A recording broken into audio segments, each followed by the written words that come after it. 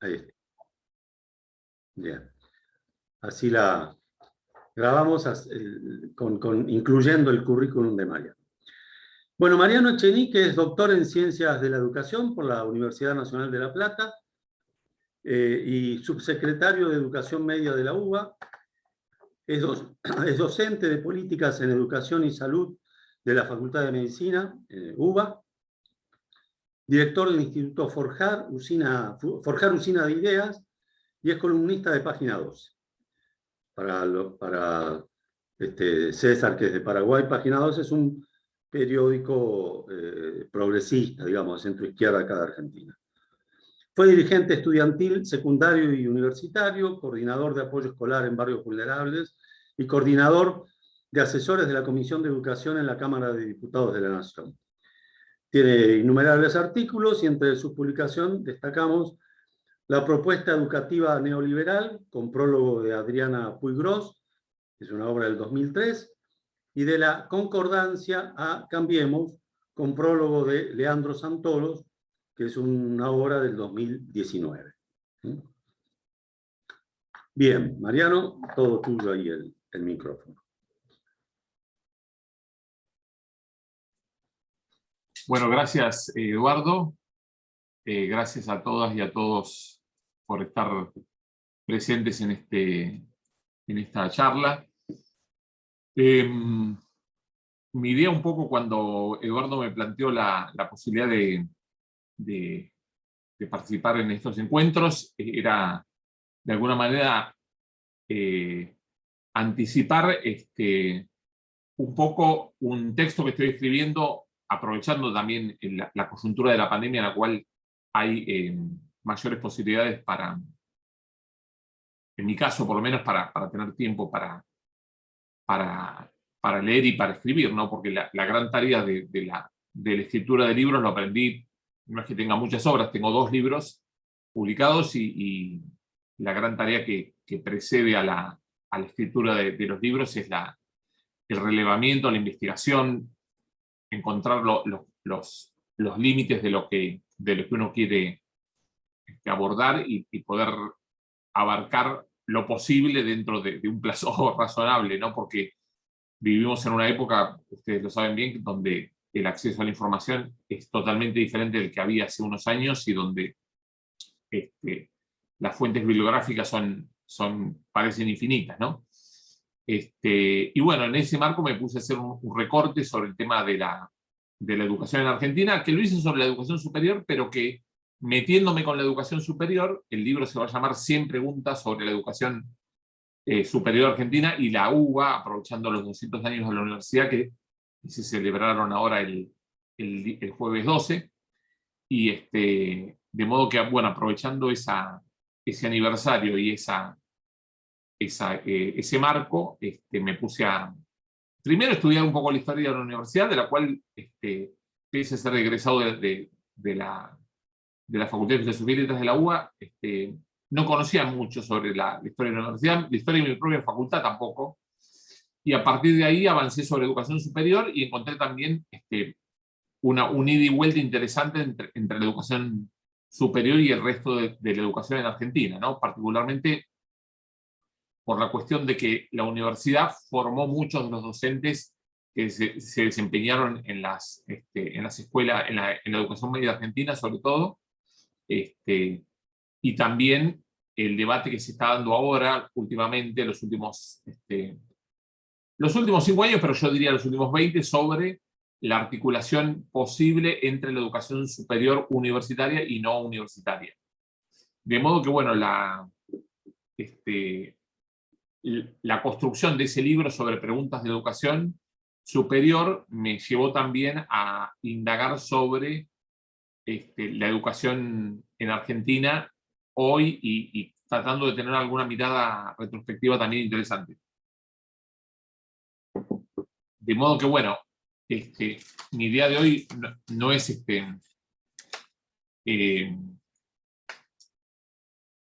plantear las 100 preguntas, porque sería una locura, por supuesto.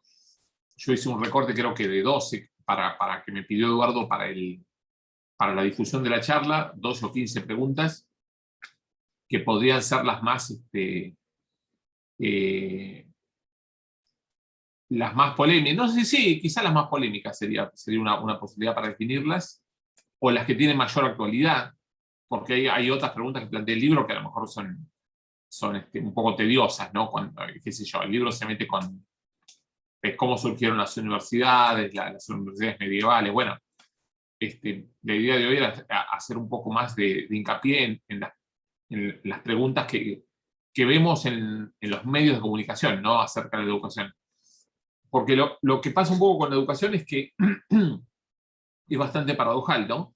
En el debate, lo que pasa con el debate educativo, porque por una parte, si uno le pregunta a la sociedad qué es lo importante que tenemos que discutir en esta Argentina y en este tiempo, la educación aparece, no aparece como primera o segunda prioridad, pero aparece. Es un tema, digamos, de media tabla, vamos a decir así. No es ni lo más importante para la sociedad, donde siempre aparece lo más importante, la inseguridad, la desocupación, los problemas económicos de subsistencia, pero tampoco es de lo menos importante, tampoco es, qué sé yo, a ver, vamos a decir, un tema poco importante, las políticas respecto a la preservación del pasado arqueológico. Digamos, está como a mitad de tabla, ¿no? La educación. Pero cuando vamos al rating, por así decirlo, cuando vemos a aquellos comunicadores que han tratado de hacer, por ejemplo, de tener programas de televisión vinculados con la educación, el resultado ha sido malo, esa es la verdad. Vamos a decirlo sin medias tintas, porque en general la gente dice que le interesa la educación más de lo que realmente le interesa, por lo menos en términos de, por ejemplo, seguir un programa semanal que hable de los temas educativos. Usualmente hay siempre en la televisión, más con la explosión que tiene hoy la televisión en el mundo y en Argentina, y la posibilidad de viralizar los debates a través de Internet, hay siempre hay algún programa que hable de temas educativos. Pero son programas de una audiencia pequeña, ¿no? La verdad que son programas de una audiencia pequeña, y eso habla también del interés concreto que despierta la educación cuando se van enfocando cuestiones que tienen que ver con el desarrollo del sistema educativo a lo largo del tiempo, ¿no? Quizá los picos de rating, por así decirlo, se obtienen cuando la educación pasa a ser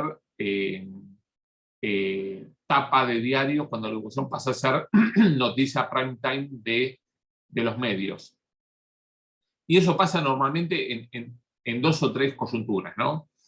La primera, cuando hay un escándalo. Por ejemplo, cuando, voy a citar un caso bastante, no bastante reciente, pero relativamente contemporáneo, que fue hace unos, hace más o menos 8 o 9 años, donde los estudiantes del Colegio Nacional de Buenos Aires, en el contexto de una toma de edificio, se escabulleron por unos túneles que son históricos, que están ahí hace 300 años o más, y accedieron a la iglesia de San Ignacio, que es vecina al colegio, y hicieron algunos desastres allí. Y entonces, bueno, eso se convirtió en una noticia no solamente nacional, sino internacional.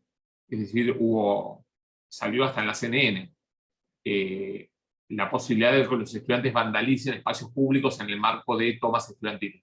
Y de por sí las tomas estudiantiles son una noticia caliente, por así decirlo, convocante para los medios.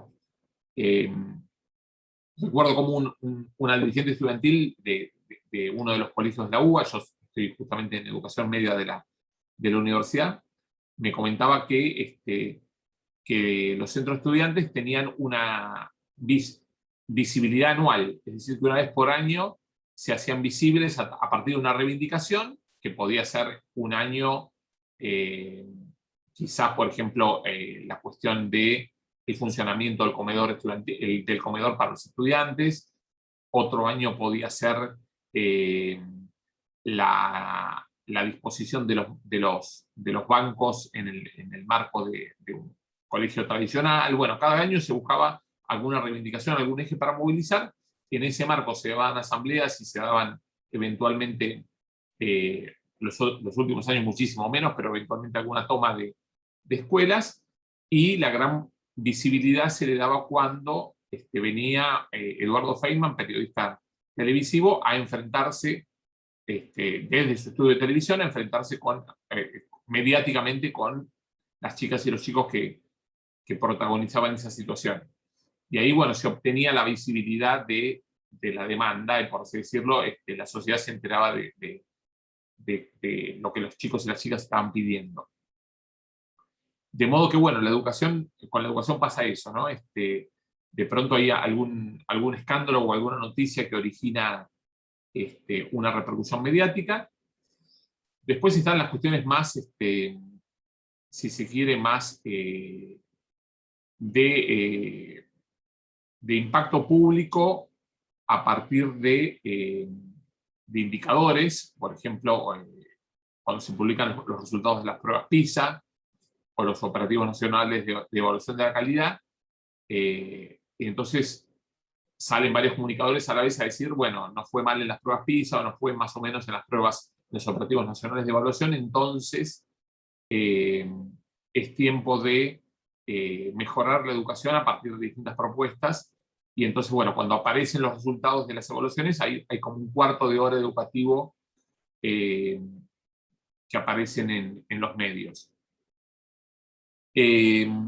Otra situación también que tiene rating educativo, por así decirlo, son todos los comienzos de año, ¿no? Donde desde el mes de febrero comienza a tensarse la cuerda entre los sindicatos docentes y los gobiernos de distinto signo, tanto nacional como provinciales, y resultado de ese tira y afloje se abre el debate sobre el rol de los sindicatos, el rol de los padres y el rol de los gobiernos en el funcionamiento del sistema educativo. Y bueno, y por qué en Argentina todos los años tenemos esa previa al inicio de clases, que es la negociación paritaria o el acuerdo salarial para dar lugar al comienzo de clases. De manera que, bueno, estos son algunos de los disparadores que hacen que se eleve, por así decirlo, la audiencia que le interesa debatir acerca de la educación en Argentina. Pero, ya digo, normalmente lo que ocurre es que no hay una audiencia estable, por así decirlo, para discutir de temas de política educativa, más allá de estos picos de rating, por así decirlo, que se van produciendo a lo largo del año. Hecha esta introducción, bueno, voy a plantear un poquito algunas de las preguntas que estaban en la discusión del encuentro, del vino filosófico, para poder empezar a anticipar algunos puntos de vista que después van a podernos permitir el debate, ¿no? Una pregunta importante es, me parece, ¿qué significa la retención, el desgranamiento, la deserción y la trayectoria educativa? Es decir, todos podemos entender que la retención es el hecho concreto de que los y las chicas de la educación inicial, primaria y secundaria no abandonan la escuela, sino que permanecen en ella. Tenemos desde 2006 una ley de educación que establece que la educación es obligatoria hasta los 17 años de edad, como edad teórica, y hasta el quinto año o sexto año de la educación secundaria, según las provincias, porque las provincias desde hace 15 años pueden optar entre tener una escuela primaria de 6 y una secundaria de 6, o una escuela primaria de 7 y una secundaria de 5. con la posibilidad, en el caso de los técnicos, de tener un sexto año dentro de esa educación secundaria. Esto permite conocer la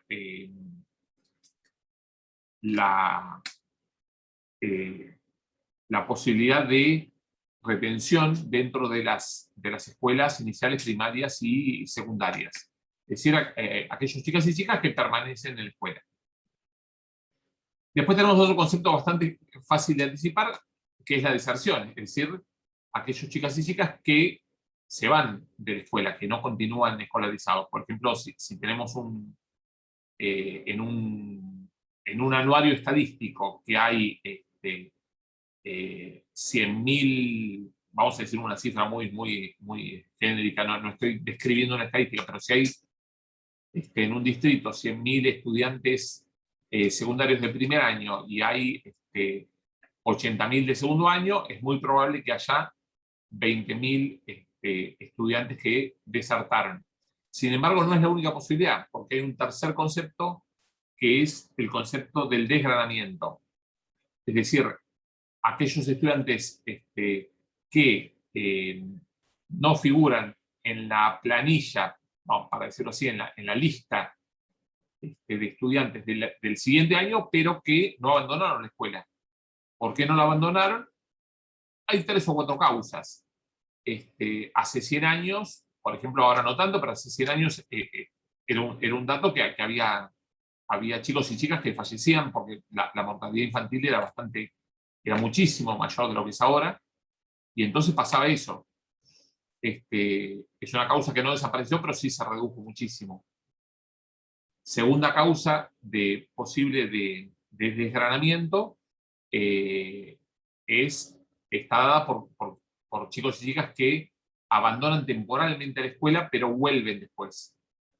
Históricamente eso se vinculaba con los trabajos regionales, es decir, con aquellas regiones del país donde había chicos que iban a trabajar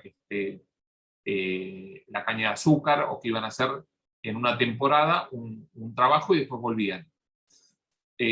También están los casos de deserción por otros trabajos temporales no asociados con la cosecha o con el agro, como puede ser momentos de reactivación económica donde hay mucha demanda de mano de obra y donde de pronto un chico de 17 o 18 años que repitió y que está haciendo cuarto o quinto año, ve de pronto que tiene la posibilidad de hacerse de un ingreso muy alto para su expectativa, trabajando de albañil. Y bueno, en una obra donde seguramente tiene el padre o el tío que también trabajan, y bueno, ahí el abandono de la escuela puede ser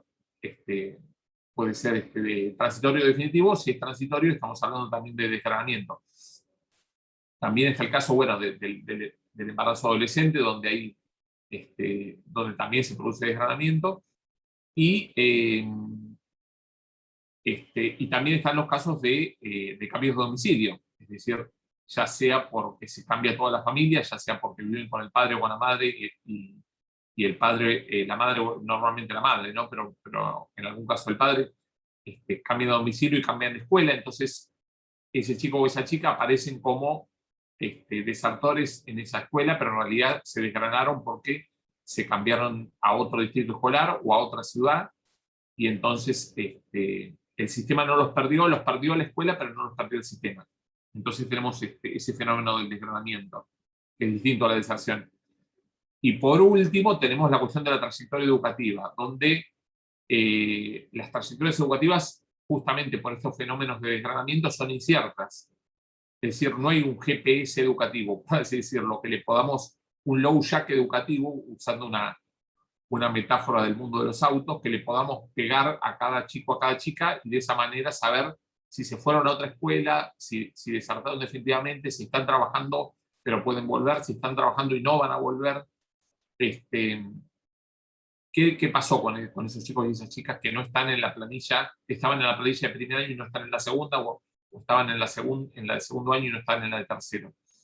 De manera que la cuestión de la trayectoria educativa es un tema súper interesante porque involucra la capacidad que tienen las escuelas de acompañar y de sostener la trayectoria educativa de las chicas y de los chicos.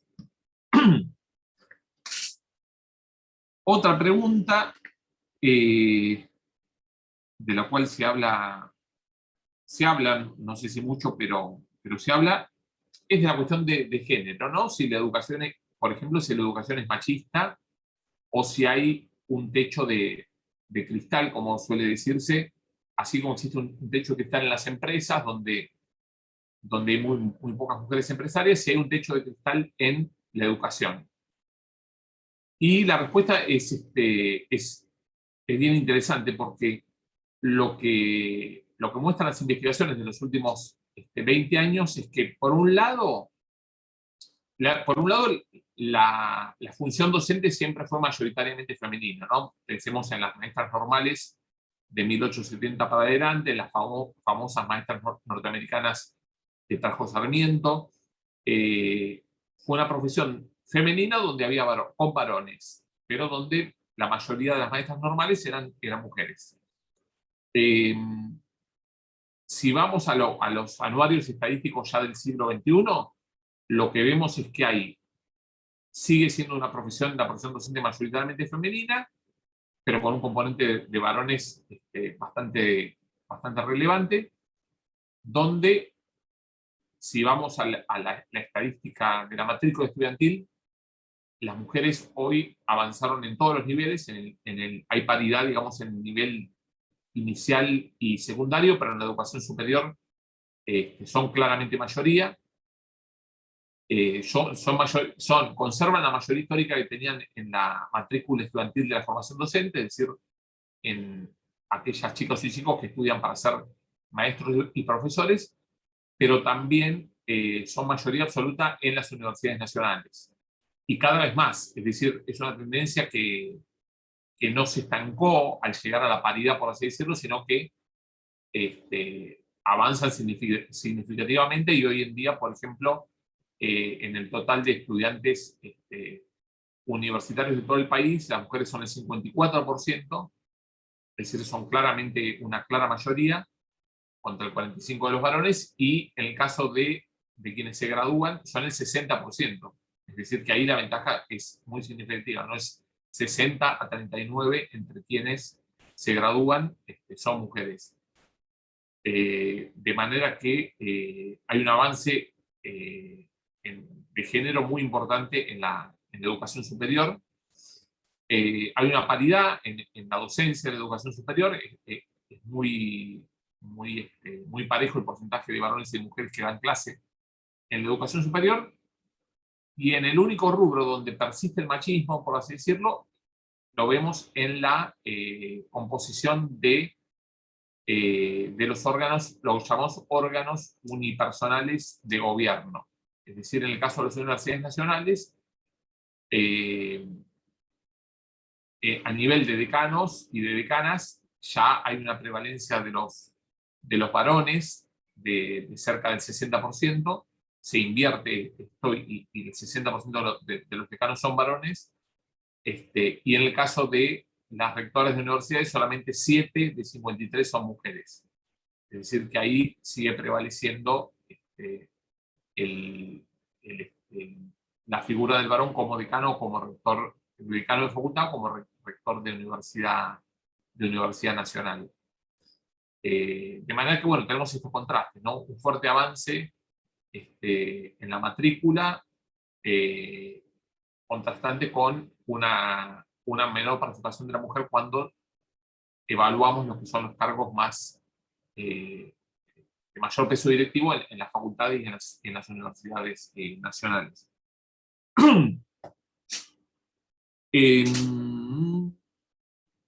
Bueno, ahí ya abordamos un par de preguntas. Vamos a otra que la habíamos elegido para la difusión, que es si la educación superior adoctrina a los estudiantes. Que es un tema que introdujo la ministra de Educación de la ciudad hace unos meses, diciendo que, bueno, que las y los docentes tendrían a adoctrinar a los estudiantes? Bueno, la primera cuestión es que los docentes de nivel, sobre todo de nivel secundario, estamos hablando, se forman en institutos de profesorado que tienen contenidos básicos comunes acordados por el Consejo Federal de Educación. Es decir, la formación docente no es algo que se pueda determinar exclusivamente a nivel de un profesorado. Es decir, un profesorado no puede ser, bueno, acá vamos a formar profesoras y profesores libertarios, o profesores y profesores marxistas, o profesoras y profesores conservadores, radicales, peronistas, socialistas, anarquistas, qué sé yo. La verdad es que hay desde 1993 que se sancionó la ley de la Ley Federal de Educación, existen contenidos básicos comunes para el nivel inicial, para el nivel primario, para el nivel secundario y para la formación docente, cuyos núcleos se tienen que respetar en todos los institutos de formación docente del país, ¿no? Que son cerca de 1.100. En esos 1.100 institutos se enseña básicamente lo mismo, es decir, que la formación docente no depende del profesorado al cual asistió ni de la provincia a la cual asistió, si bien las jurisdicciones pueden incorporar contenidos, pero los núcleos de la formación docente están acordados en el Consejo Federal, y el Consejo Federal tiene 24 ministras y ministros que se reúnen con el Ministro Nacional, sancionan resoluciones cuyo cumplimiento es obligatorio, por lo menos formalmente en la ley, para las 24 provincias, y tienen que respetar esos contenidos. Es decir, que la formación docente no es cualquier cosa, ¿no? A partir de haber aprobado, de haber cursado esa formación docente, de haber aprobado las carreras docentes, que son más largas, desde el 2006, la formación docente de base se pasó de 2 años y medio a 4 años y medio. Este es un cambio importante. Es que egresan estas profesoras y estos profesores que tienen, por supuesto, un margen de libertad de opinión respecto a los contenidos que dan, pero que de ninguna manera pueden adoctrinar en el sentido de dar una visión que se aleje de los contenidos que están fijados a nivel federal. De manera que, bueno, cuando hablamos de adoctrinamiento docente, tenemos que tener en cuenta esa cuestión del marco federal de la formación docente.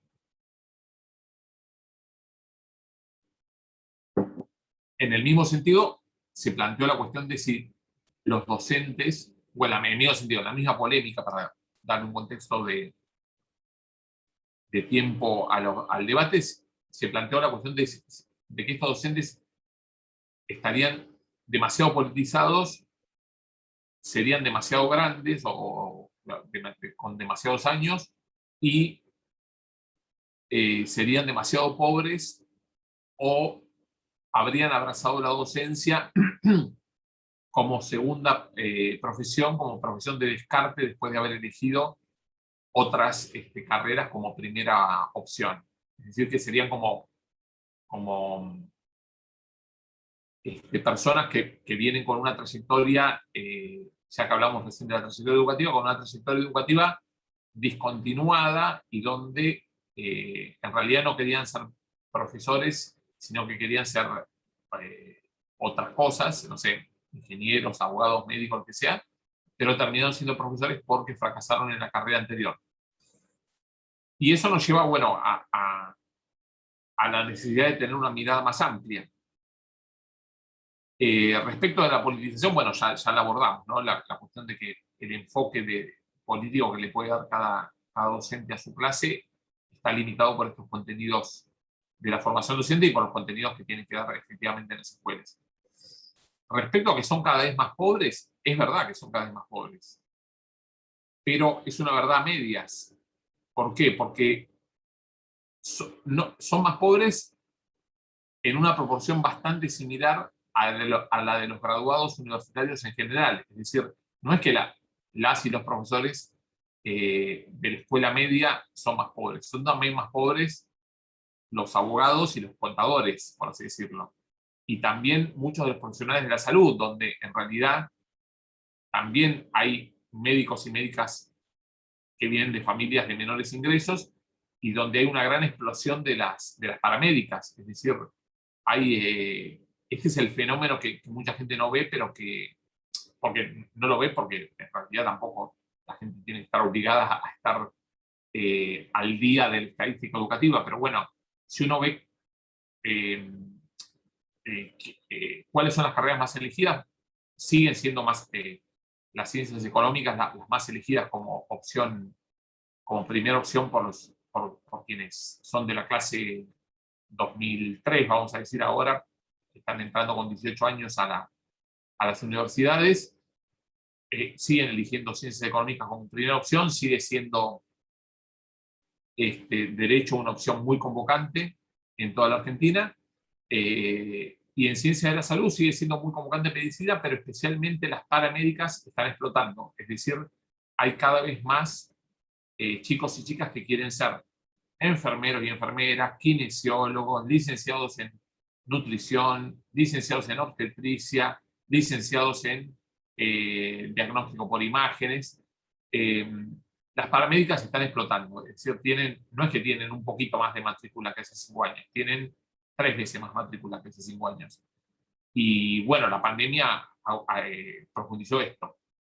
Y los chicos y chicas que eligen las paramédicas suelen ser de familias de menos tradición educativa, por así decirlo, con padres con menor nivel educativo o con familias de menos ingresos o en algunos casos de situación de vulnerabilidad socioeconómica.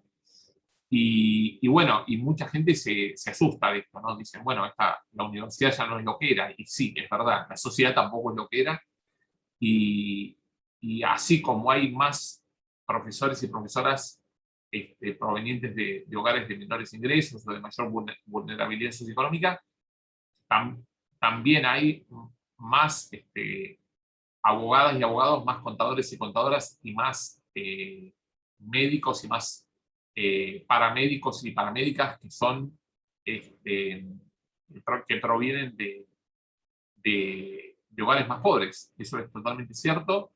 Es decir, que el empobrecimiento de los docentes no es contrastante con el empobrecimiento de los graduados, de muchos graduados universitarios. Y esto tiene que ver con que la educación es más inclusiva. Es decir, ¿por qué se produce ese fenómeno? Uno puede ver el vaso medio lleno o el vaso medio vacío, es un lugar común, pero es totalmente aplicable. El vaso medio lleno sería, tenemos profesionales y tenemos profesionales universitarios y graduados como profesoras y profesores no universitarios más pobres o provenientes de hogares más pobres, pero también es cierto que la educación superior es cada vez más inclusiva y por eso se da ese fenómeno en la docencia, pero se da ese fenómeno también en otras carreras que son carreras universitarias tradicionales o no tradicionales como son las paramédicas. De modo que, bueno, hay que ver un poco el panorama de la educación superior hoy en Argentina, donde los docentes efectivamente vienen de segmentos más populares de los que venían a lo mejor hace 30 o 40 años. Producto también de que se hizo más masiva la escuela secundaria, ¿no? Cuando yo iba a la escuela secundaria en los años, fines de los años 80, el 40% de los chicos y chicas de 13 a 17 años estaba dentro de la escuela secundaria. Es decir, era una escuela para una minoría gruesa, por así decirlo. ¿Por qué no? No llegaba al 50%, pero era el 40%. Hoy en día, más del 80% de los chicos y chicas de 13 a 17 años están cursando la secundaria. Es decir, que estamos en presencia de otra escuela secundaria que a su vez, una vez completada, abre las puertas a otra educación superior mucho más inclusiva. Para tener un pantallazo de cuán inclusiva es la educación superior, si uno saca la foto del total de ingresantes a todas las universidades nacionales argentinas del año 83, que fue el último año que había examen de ingreso y cupo, contra el primer año de la Universidad de Buenos Aires en 2021, en términos absolutos tenemos 66.000 chicos y chicas anotados al CBC en el 2021 contra 56.000 ingresantes a todas las universidades argentinas en 1983. Es decir que el CBC solo es cuantitativamente de mayor volumen, entran por el CBC hoy a la educación superior argentina más chicos y chicas que los que entraban por todas las posibilidades que ofrecían las distintas universidades nacionales, que eran bastante ya al comienzo de la democracia.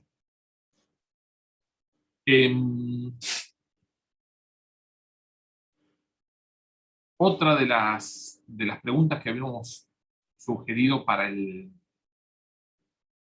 mail, vamos a encontrarla porque la tenemos mezclada con otras que estoy desarrollando en el futuro libro.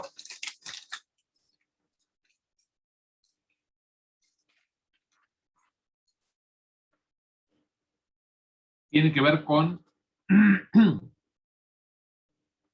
por qué los ingresantes de la educación superior vienen cada vez más de la escuela privada. Es decir, si uno toma, por ejemplo, el censo de la UBA de 19... la UBA hizo pocos censos estudiantiles.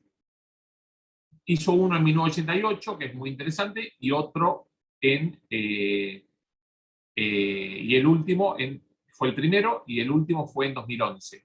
Es decir, que fue hace 10 años. En 10 años las cosas pueden haber cambiado, pero ya sacar la foto de 1988 y de 2011 ya es interesante primero porque hay 23 años de diferencia entre los dos censos, y segundo porque me parece que las tendencias del 2011 están presentes en los datos parciales que podemos tener de inscripciones a las distintas carreras los últimos años. Y en 1988, el 42% de los chicos y chicas del CBC de la UBA venían de escuelas privadas. Y el 57% venían de escuelas estatales. Hoy en día, en el censo 2011, la proporción se invierte. El 57% vienen de escuelas privadas y el 42% de escuelas estatales. Entonces, ¿por qué se invirtió esa relación, ¿no? Entonces, hay varias subrespuestas a esa gran pregunta, ¿no? Porque uno diría, bueno, la universidad pública debería ser muy convocante para quienes vienen de escuelas secundarias estatales. Y no es que no sea convocante, pero hay algunos fenómenos que es interesante ver que se han dado en el siglo XXI que no estaban presentes antes, ¿no? Uno es que efectivamente en los últimos 20 años hubo un crecimiento relativo, es decir, en términos porcentuales, de la educación privada en Argentina respecto a la educación estatal. Es decir, hay más porcentaje de alumnos de escuelas iniciales, primarias, secundarias y de universidades que están matriculados en el sector privado y no en el sector estatal. ¿Y por qué se dio ese fenómeno? Bueno, ahí hay muchas respuestas posibles. Es decir, no es que solamente ingresan más de escuelas secundarias privadas a las universidades nacionales o a la UBA en particular, sino que en general hay más porcentaje de matrícula de educación privada. ¿Y por qué se da este fenómeno? Bueno, es para una investigación muy amplia que nadie hizo, digamos, porque no hay, sería una investigación muy ambiciosa la de establecer las causales fundadas de esta migración, si se quiere, del Estado a la escuela privada, ¿no? Y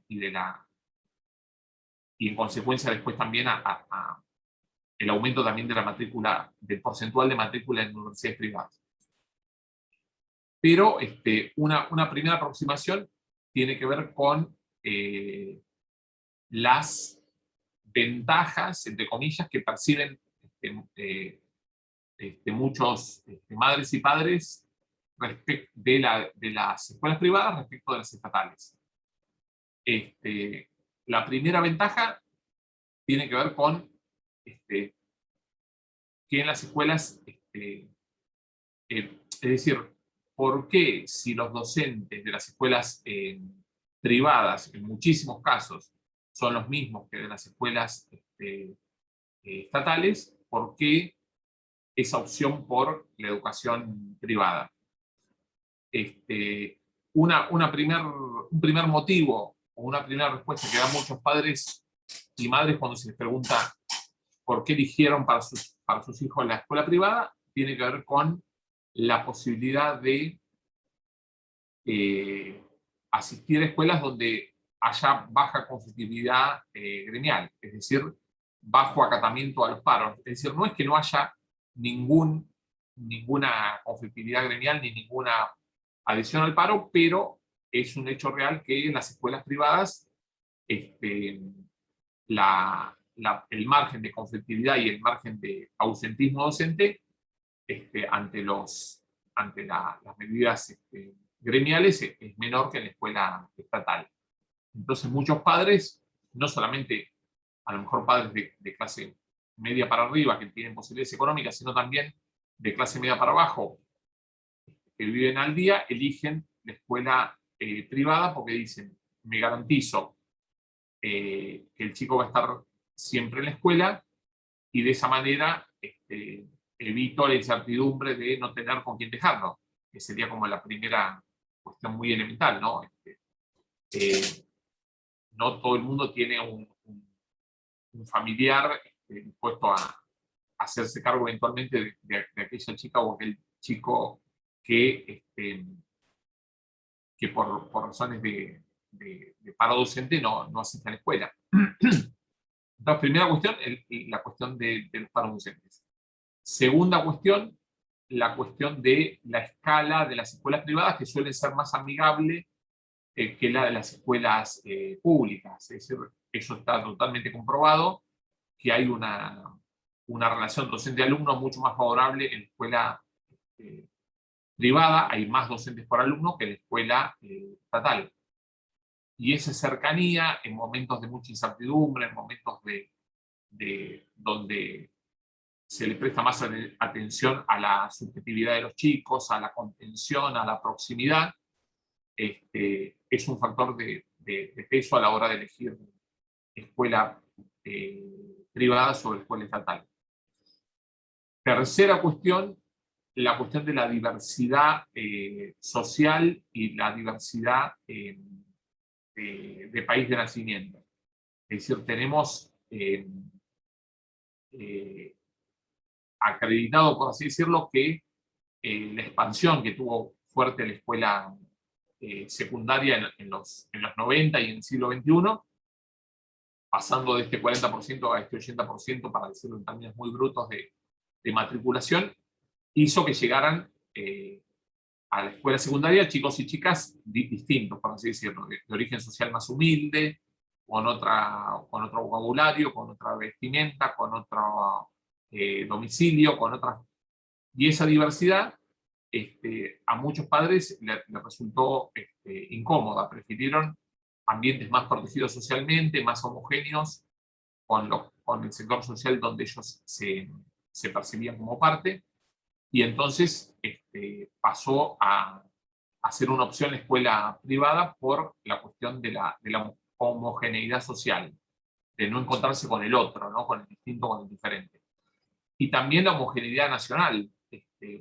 Nosotros tenemos, por ejemplo, el censo 2010, que bueno, ya nos está quedando viejo, pero es el último censo que disponemos, y tenemos sobre todo en la capital federal, esto es muy distinto en todo el país, pero muy distinto, pero en la capital federal tenemos distritos escolares, tenemos comunas donde, por ejemplo, la comuna 8, que es en Villa Soldati y Villa Lugano, el 24% de los nativos, el 24% de los censados en el censo 2010 eran no nacidos en Argentina. Y bueno, si uno hace el corte por educación estatal o privada, aumenta el porcentaje. Entonces, de pronto se encuentra con escuelas donde no el 24, sino el 30 o el 40% de los chicos son nacidos fundamentalmente en países limítrofes y en Perú. Y eso, hay familias que no les gusta. Que no les gusta porque dicen, bueno, mi chico vuelve del colegio y en lugar de decir sacapuntas dice tajador, o en lugar de decir micro dice buceta. Bueno, y no les gusta que hablen con modismos de otros países.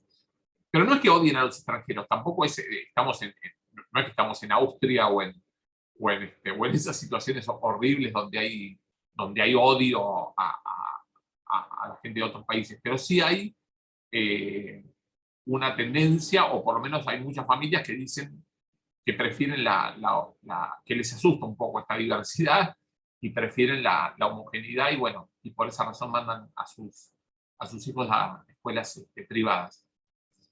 Y un último factor bastante paradójico es el factor de que cuando hay redistribución de ingresos y hay prosperidad económica, crece la educación privada y no la estatal. Y uno diría, pero ¿cómo? Si hay un contexto donde el Estado se hace más presente a través de políticas de redistribución del ingreso, la educación estatal debería ser como el reflejo de ese tiempo. Y no, en realidad se da la paradoja de que muchas familias, que a lo mejor esto se vio mucho en el periodo, no sé, 2003-2009, por ejemplo, esos 6 años, donde hubo bastante familias donde había uno que trabajaba y que empezaron a trabajar 2, o donde el ingreso real subió de un año al otro. Muchas de esas familias dijeron, bueno, tenemos un pesito más y entonces vamos a elegir una salud privada. Cuando digo salud privada no digo las grandes prepagas, sino a lo mejor esas prepagas más accesibles con una cuota más baja, pero que no dejan de ser coberturas privadas de salud, y vamos a elegir una secundaria privada. Ya no digo el Cardenal Newman o el colegio San Agustín de la Cera Sila Prida, pero sí a lo mejor buscar una escuela privada con una matrícula accesible y derivar ahí ese manguito extra que entraba al hogar, fue para la educación privada o fue para la salud privada. Y ese es un fenómeno que se dio, y inversamente, cuando hay situaciones de crisis económica, también hay un reflujo hacia la escuela pública, porque bueno, hay que empezar a achicar gastos y se achica, en algunos casos se achica la cuestión de la cuota de la escuela privada. De modo que, bueno, el tema de por qué hay cada vez más ingresantes a la universidad pública que vienen de escuela privada tiene que ver con ese fenómeno donde hay estudiantes donde hay cada vez más matrícula secundaria privada en general. Entonces es bastante lógico que esa mayor matrícula secundaria privada se dirija después a la universidad pública. Por más que la universidad privada también está creciendo, ¿no? También con sus ventajas, ¿no? La cuestión del orden, de los horarios más parecidos a una escuela secundaria que a la universidad, la cuestión de la no conflictividad docente, la cercanía, y el hecho de que también la universidad pública se diversificó, ¿no? Entonces, también muchos de quienes antes tenían como única opción a la universidad pública o a la UBA, también tienen hoy una universidad en el conurbano más cerca del domicilio que les permite estudiar sin las pérdidas de tiempo de los viajes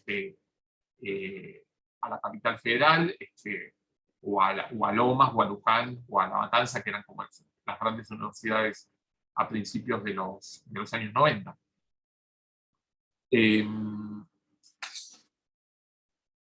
De manera que eso es un poco una de las cuestiones de por qué hay más ingresantes que vienen de escuelas privadas.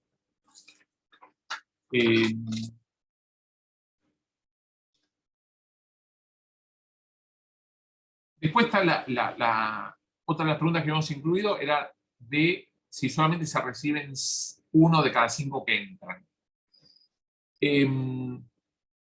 Esto es algo que se viene discutiendo ya hace 27 años. En 1994, por primera vez en la historia, se hizo lo que se llama se inició la serie de estadísticas básicas de las universidades, donde lo que se hizo fue tomar los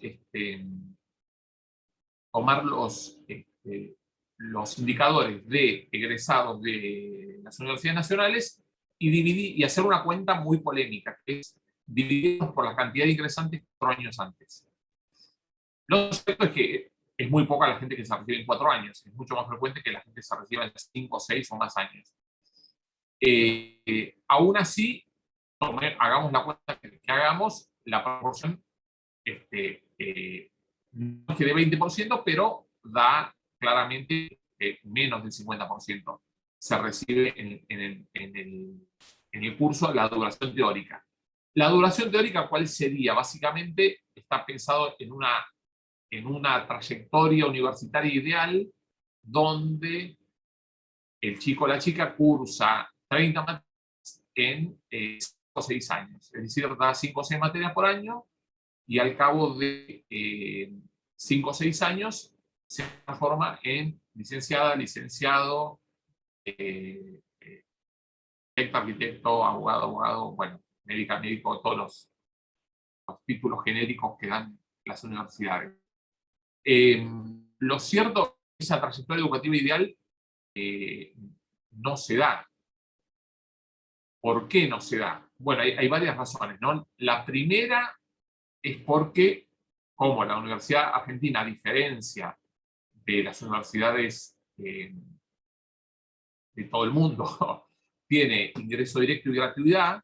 Si la gratuidad la tienen muy pocos países y el ingreso directo básicamente lo tiene la Argentina, es decir, no se toman exámenes de admisión, sino que hay cursos de nivelación.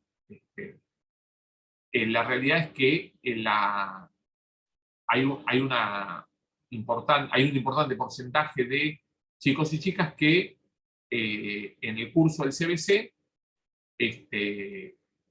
dejan la universidad, es decir, no completan el CBC, o bien eligen otra carrera, o eligen otra opción de educación superior, como puede ser la formación docente o la formación técnica, es decir, eligen ser profesores de educación primaria y secundaria, o cursar tecnicatura vinculada con distintas cuestiones, ¿no? Que van desde la informática hasta el turismo, pasando por la cocina, las relaciones públicas. Bueno, la educación superior no universitaria es amplísima, ofrece un montón de carreras que son más cortas, que ofrecen menos dificultad que una carrera universitaria, y entonces muchos de los chicos y chicas que hacen el CBC efectivamente se pasan a la educación superior no universitaria. Si uno hace la cuenta, ya no sobre los ingresantes al CBC, sino sobre los ingresantes al segundo año de las carreras, que ya se cursan en las 13 facultades de la UBA, el porcentaje de graduados ya supera el 40%. Es decir, que ya no estamos hablando del 20%, sino de más del 40% de los ingresantes que se gradúan. Y bueno, ¿por qué hay muchos estudiantes que tardan muchos años en graduarse? Bueno, hay como 2 o 3 explicaciones importantes. Primero, porque hay trayectorias educativas distintas, ¿no? Volviendo sobre la primera pregunta. La trayectoria educativa no es, en la universidad no es la misma que en la escuela. Es decir, uno puede tomar en la escuela la planilla de primero o primera y después fijarse en la planilla de segundo o primera si se repiten los mismos nombres y apellidos. Pero eso no pasa en la universidad, básicamente porque hay correlatividades, porque las correlatividades son bastante flexibles y entonces cada estudiante va diseñando, por así decirlo, su propia aventura. Pero además porque la universidad va exigiendo distintos requisitos de adaptación que no son posibles de ser asumidos de la misma manera por todas las chicas y chicos. Es decir, por ejemplo, la comprensión lectora, que bueno, hace poco estalló la polémica porque Toyota pedía, además de graduados secundarios con comprensión lectora, no es pareja, no todos los chicos y chicas llegan a la universidad con la misma comprensión lectora y en consecuencia no todos se adaptan de la misma manera, y la universidad va exigiendo ciertos estándares de adaptación a su propia estructura que hace que el fracaso universitario, entre comillas, porque en realidad no podemos hablar de un fracaso universitario como se puede hablar de un fracaso educativo o una deserción, porque el desgranamiento en la educación superior es mucho mayor, por lo que comentaba recién, los que se pasan de la educación universitaria a la no universitaria, están los que se pasan de carrera, están los que se pasan de universidad. Aún así, el fenómeno es que tardan más en recibirse. Y tardan más en recibirse no solamente porque la universidad no es lo suficientemente hospitalaria académicamente y pedagógicamente, con esta diversidad de estudiantes que llegan a ella, sino también porque hay dos fenómenos que son interesantes, ¿no? Uno es el porcentaje de estudiantes de más de 30 años. Es decir, la Universidad Argentina, a diferencia yo creo que de todo el mundo, eso habrá que estudiarlo en profundidad, pero es de por sí un dato interesante y contrastante, tiene un porcentaje de estudiantes de más de 30 años mucho mayor que el que tiene la educación superior en general en el mundo. Es decir, que hay mucha gente que estudia a partir de los 30 años, es decir, que estudia ya o bien habiendo hecho otra carrera, o bien en un momento de la vida donde ya tienen familia, o bien trabajando. Obviamente que también hay muchos estudiantes que ingresan al CBC a los 19 años y que están trabajando. Es decir, la Universidad Pública Argentina se transformó de ser, si uno toma la foto de 1918, había 6.000 estudiantes en todas las universidades del país. Y hoy hay 1.200.000. Por más que la población argentina creció y el censo del 14 comparado contra el censo del 2010 da que pasamos de 7 millones a 40 millones. Sin embargo, no es que se sextuplicó la matrícula. La matrícula se fue de escala, digamos, ¿no? 6.000 estudiantes contra 1.200.000. Habla de la magnitud del crecimiento de la educación universitaria en Argentina, del crecimiento de la educación superior, del crecimiento de la educación media. Y en ese marco se dan dos fenómenos. Uno es el de los mayores de 30 años, es decir, la universidad pasó de ser universidad de elites a universidad de estudiantes que en parte trabajaban en los años 60, 70 y 80, y ahora pasó a ser una universidad de estudiantes que trabajan, que además estudian. Entonces, lógicamente, los estudiantes que trabajan y además estudian tardan más en recibirse porque trabajan, obviamente. Y porque en el medio las chicas quedan embarazadas, forman parejas, quedan embarazadas, arman familia y tienen que mantener, y tienen que cuidar a los hijos.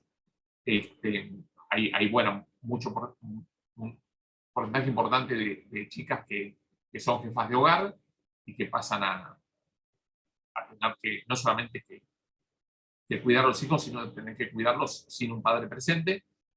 Y junto con esa desigualdad de género de la matrícula que asiste de la nueva matrícula que asiste a las universidades, está la cuestión de quienes siendo mayores de 30 años empiezan o retoman estudios universitarios, que es un porcentaje muy importante. Es alrededor del 20% en la UBA, pero es todavía mayor en las universidades del interior en muchas universidades del interior del país. Y el otro gran fenómeno es el de los estudiantes que se inscriben, pero no aprueban materias, o aprueban solamente una. Es decir, el porcentaje de estudiantes que aprueban entre 0 y una materia por año es increíblemente alto, pero increíblemente alto. Estamos hablando de un piso del 20%, y en algunas universidades llega al 70% de los estudiantes aprueban entre 0 y una materia por año. Y entonces uno dice, bueno, ¿por qué hay un porcentaje tan alto de estudiantes que se anotan y después cursan y no rinden, o directamente no cursan? Bueno, hay un montón de respuestas posibles, ¿no? a ese fenómeno tan interesante y tan particular de los estudiantes que aprueban entre 0 y una materia por año. Están, bueno, los alumnos deambulantes, por así decirlo, ¿no? Los que a lo mejor comienzan una materia y al poco tiempo se desaniman, pero después se vuelven a anotar, con lo cual estadísticamente siguen siendo estudiantes, pero en realidad no están físicamente en las aulas, ¿no? Este es un fenómeno bastante concreto, ¿no? El de los estudiantes, el de los inscriptos que no terminan siendo estudiantes, porque en realidad al poco tiempo de comenzar la materia la abandonan, pero se vuelven a inscribir, con lo cual siguen estando estadísticamente en la condición de estudiantes. Después está efectivamente los que rinden mal los parciales y no llegan al examen final, o los que rinden los exámenes finales y no llegan a aprobar las materias. Entonces, una explicación bastante simplista sería, bueno, esto es resultado de la gratuidad y el ingreso directo. Como la Argentina tiene gratuidad y tiene ingreso directo, en consecuencia, los chicos y chicas se abandonan porque total, siguen siendo estudiantes, se pueden seguir reescribiendo y ya verán algún día si se reciben o no, porque la universidad es gratuita y es de ingreso directo. Este sería como la explicación más elitista, es decir, aquellos que dicen que tomemos un examen de ingreso, veamos quiénes tienen aptitudes y quiénes no, seleccionemos a los ingresantes y de esa manera cobrémosle una cuota, aunque sea una cuota barata, y de esa manera vamos a tener una población más que se va a preocupar más por estudiar y por aprobar, aunque sea una o dos materias por año. Y de esa manera vamos a tener también más porcentaje de graduados, más éxito educativo universitario. Sin embargo, vamos a la estadística de 1979, plena dictadura, con examen de ingreso y con cupo. El porcentaje de estudiantes que aprobaban entre 0 y una materia también era muy significativo. Es decir, no tanto como ahora, pero también era cercano a un 20% de estudiantes no aprobaban no aprobaban ninguna materia o aprobaban una sola. Y habían pasado por un examen de ingreso, y habían pasado por un cupo. Es decir, que no es limitando el ingreso como logramos el éxito total universitario, por así decirlo. Y para terminar de sorprendernos, si vamos a la matrícula, a la estadística de hoy de las universidades privadas en Argentina, el porcentaje de estudiantes que no aprueban ninguna materia o que aprueban solamente una durante un año, también es significativo. Menos, por supuesto, que las universidades nacionales, pero también es significativo. Es decir, que ni siquiera pagando se esmeran en aprobar más de una materia por año.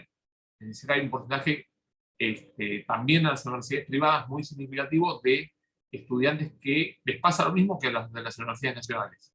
Se inscriben y después no cursan, o cursan y abandonan, o cursan y no llegan al examen final porque les va mal en los parciales, o dan el examen final y lo dan mal y no llegan a tener esas dos materias aprobadas por año, que sería como el piso mínimo que uno se imagina para avanzar en la educación. Es decir, es muy difícil con un estándar de 25 o 30 materias para una carrera universitaria imaginarse que la persona va a demorar 15 por 2, es decir, 15 años para dar de a 2 materias por año. De manera que el fenómeno de la masa de estudiantes que no llegan a aprobar 2 materias por año, es autónomo del sistema de ingreso, es autónomo de la gratuidad, es autónomo del carácter estatal o privado de la universidad. Es decir, hay un alto porcentaje de ese colectivo de alumnos de 0 y 1 materias aprobadas, tanto si tomamos la foto de la época del examen de ingreso y del cupo, como si tomamos la foto de actualmente de las universidades privadas. De modo que, bueno, siendo las 10:20, justo empezamos hace una hora, ya por lo menos liquidamos algunas de las preguntas que habíamos anticipado en la difusión. Perfecto, Mariano. Bueno, muchísimas gracias. Ahí con las estadísticas y la información. Buenísimo. La cámara en video para servirme el jugo, porque me da vergüenza que me vean. Bueno, escúchame, igual hacemos la pausa de 10 minutos y ya volvemos con las preguntas. Buenísimo, buenísimo. Muy bien. Estamos volviendo 10:30 entonces.